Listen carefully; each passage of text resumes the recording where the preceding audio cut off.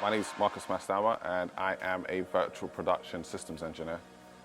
I usually go on set and provide solutions for film, broadcast, or live events.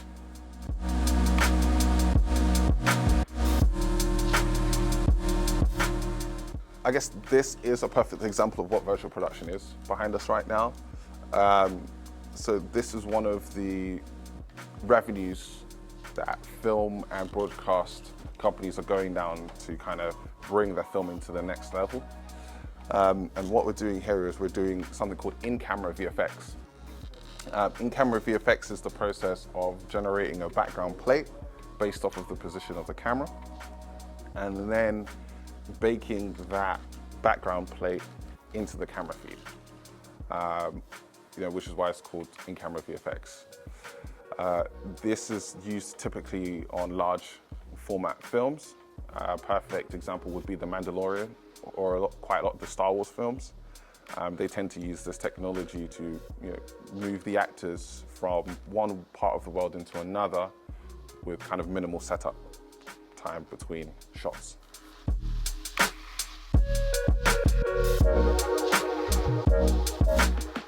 So if one of the main projects that you probably heard about that we work on is a live TV show called Strictly Come Dancing.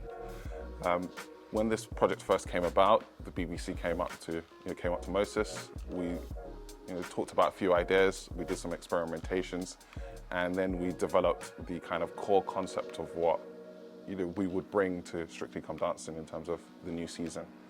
And a lot of the testing we found was we could do projection because they've already got a screen projection for the floor.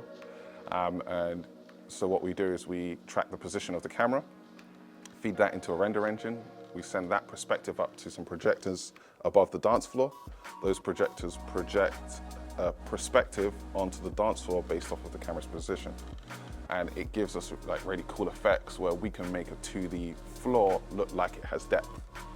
Like the floor is falling out from beneath the dancers, or the dancers are running away from a snake, or things like this. It really kind of levels up, the interactivity at home for the users or for the viewers.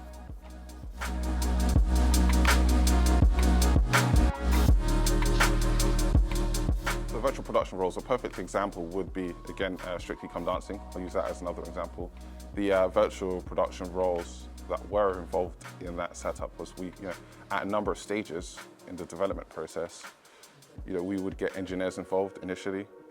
These would range from software engineers to hardware engineers to kind of conceptualize any ideas that production have, and then run those through at the Mo-Sys office and just double check that production are also happy with what they envisioned and it works well and seamless in the show. And then we'd work with graphics teams from companies like Potion Pictures, and they have skills from real-time rendering and graphics. So if you're doing any art styles or anything like that, this is a perfect kind of role for that. So with Potion Pictures, they came in, they did a lot of the virtual sets and surroundings, and we collaborated with them to actually kind of push the limitations artistically inside the Unreal Engine, as well as taking what we're doing in the engine and expressing it in the real world and driving elements, whether it be the virtual set driving the lighting states in the studio, or the virtual set itself receiving an input from an external factor like a MIDI trigger to then start off particle explosion. And because it's done with MIDI, the particle explosion will be done in time and synchronously with any of the audio tracks or anything like that.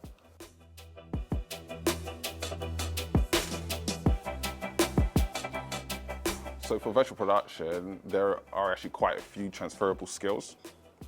I guess the first transferable skills is just being computer literate and problem solving. I think those two are the key two skills that are transferable. Problem solving in a high pressure scenario as well is highly ideal, because there's going to be many scenarios where you're on set. The pressure is on, something has stopped working, the entire production is waiting on you all eyes are on you, and it's just about kind of getting through that moment, doing your best and trying to solve the problem as fast as possible. Some will say, that's part of the job I enjoy, is the additional stress and pressure on my shoulder, knowing the fact that we could possibly be burning thousands and thousands of pounds because everybody's just waiting around for me.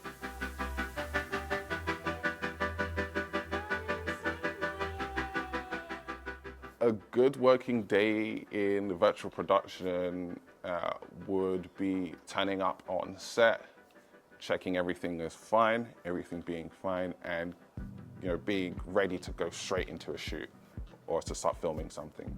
That's a good day. And as well as a day where problems will always arise, but making sure that you're able to deal with these problems as quickly as possible, that would be a good day.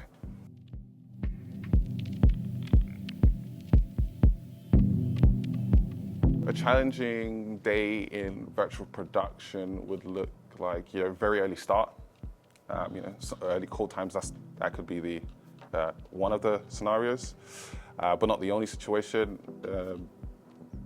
Either having something fail or a hardware device fail, because that's just the nature of life. It's just making sure that you're able to deal with these things again.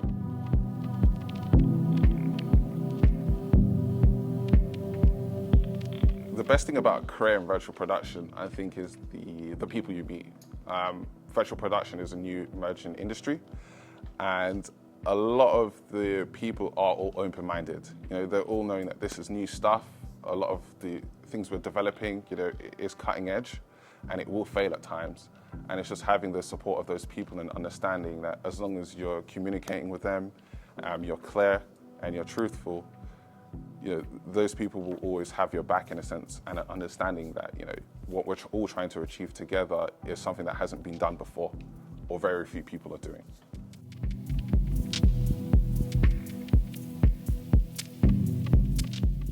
So the best thing I would advise to somebody aspiring to get into virtual production is to just get your hands dirty.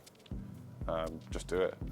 The Unreal Engine, which is one of the key elements in virtual production, is free and publicly available, so you can go and download that. We also do have a free version of our plugin that you can also download and get playing around with. There's documentation and all of the online resources you would ever require to kind of get up to scratch and started. For me, I started off just making a game in the Unreal Engine.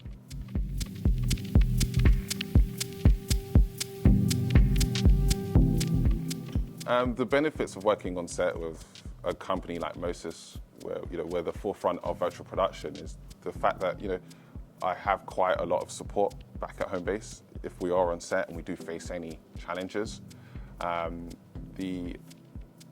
The other factor as well is a lot of the technology we tend to bring on set is all cutting edge, brand new, and it puts us at an advantage where this technology we have is solid. It's had years of testing behind it, so it's a very rigid system, and you can really trust it when you're going on set.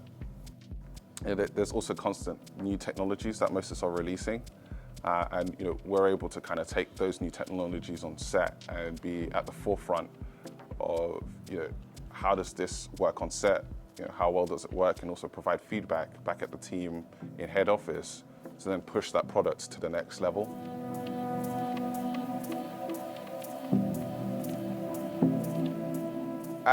So for entry level for virtual production, some of the skills a student could kind of pick up and develop themselves would be the use of a render engine. A perfect example of a render engine would be, the Unreal render engine.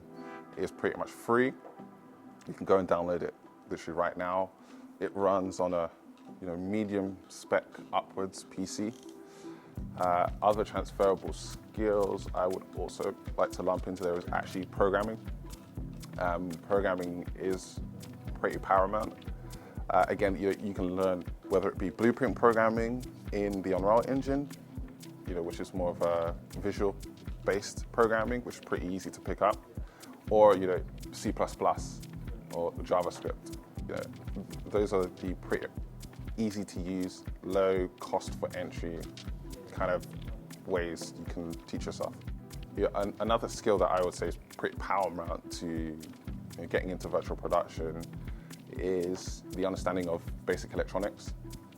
You could purchase an Arduino or a Raspberry Pi and just get started on one of those, even a starter kit for about 30 quid, 40 quid. You could buy yourself a starter kit, learn how to do embedded programming, learn how to interact, do programming that actually interacts with the real world.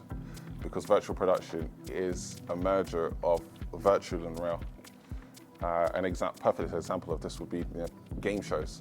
Certain game shows themselves, like Antidex Limitless Win, for example, they have a little dial or rotary encoder, and that encoder is actually converting the electronic data into something that a computer engineer can understand, and then a graphics person can then take that information and drive virtual elements based off of the electronics that you've provided.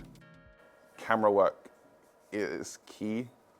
Camera work is vastly different in virtual production than it is with traditional shooting. But you can start off with your mobile phone, and a green sheet, film against that, and there's softwares like OBS and things like this that do real-time keying. So you could try play around with those softwares, kind of make your own low-budget compositor, and then from there, all of those skills will then be transferable to working in the larger industry.